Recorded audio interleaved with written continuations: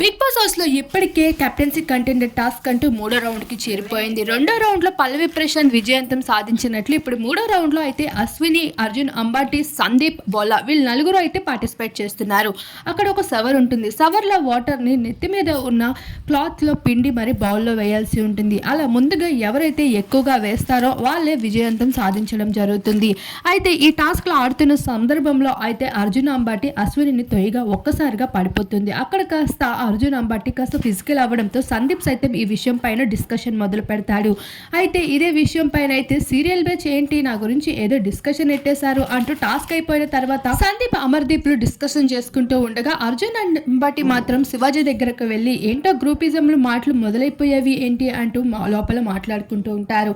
అయితే ఈ మూడో రౌండ్ అయితే ఈ లెక్కలో జరుగుతూ ఉంది. మరి ఈ రౌండ్ లో ఎవరు విజయవంతం సాధించారని మీకు అనిపిస్తుంది? తప్పకుండా కామెంట్ సెక్షన్ లో కామెంట్ చేయండి.